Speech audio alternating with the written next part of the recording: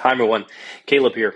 As part of the EDIT 5330 coursework, I am doing a deep dive into the T3 framework developed by Magana. The T3 framework is a framework to help integrate technology into the classroom.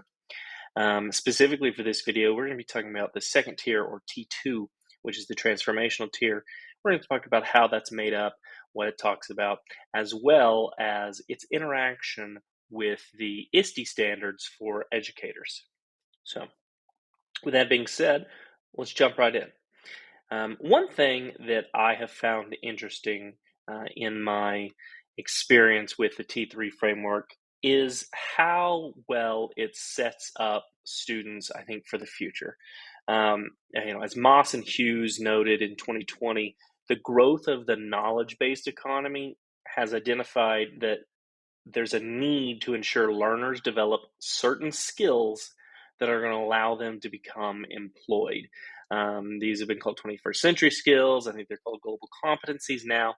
But this idea that they need to have these skills because we have a new knowledge-based economy, and they need to be able to actively utilize these things. And so the T3 framework is, I think, does a very good job of trying to bridge that integration.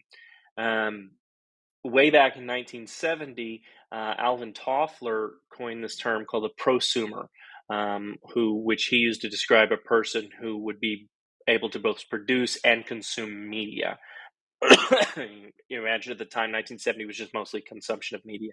But now, I mean, our students produce just as much media content via technology as they consume. So it is shifting. And in fact, when I was in college, I remember being told about moving from being a consumer of knowledge to a producer of knowledge now that I hit college. And I think that's actually shifted to much earlier now. Students in the K through 12 settings are expected to become larger producers of knowledge. And so this T3 framework, I think, helps that process, especially when we're talking about T2 or the second tier. Again, the T3 framework, this was made by Magana, and it was in his 2017 book, Disruptive Classroom Technologies. T2 is made up of T2.1, which is production, and T2.2, which is contribution. Now, production is all about making explicit digital artifacts as representations of learning mastery. So we're talking about actually making, excuse me, making artifacts using technology that may have traditionally been, paper, pencil type things that show that students have mastered what has been sought to be taught to them. And I think students in this age are very much fans of creating things that are going to be free and are going to last. Ones and zeros don't degrade like paper does. So they have this idea in their mind that they're creating these digital artifacts that show their mastery of learning. Contribution, on the other hand, is about using technology to add to the knowledge of others or to aid another person's learning journey. Thinking about contribution, so production being we're making these digital artifacts that show what I've learned. Contribution takes that a step further and is talking about how to use that technology, how to use those artifacts I've created to help aid another student's learning journey. And so we're creating communities of learning rather than competitive arenas where students are fighting against each other. They're joining and creating something that's greater than the sum of its parts. So how does this fit into the ISTE standards for educators? Well,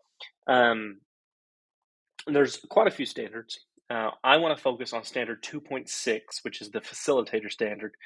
This standard states that educators facilitate learning with technology to support student achievement. That is a key piece for me here, I think, in how T2 interacts with the ISTE standards. Specifically, we look at substandard 2.6a, which says that teachers need to be able to foster a culture where students take ownership of their learning goals and outcomes in both independent and group settings. And so, going back to the two features of the transformational tier is production and contribution. If teachers are fostering that culture where students take ownership and then are able to create their artifacts that show that learning mastery. And if we look at the second piece of that, it's independent and group settings. That group settings is where the contribution piece comes in. Now we're adding to other people's learning journeys, other students' learning journeys.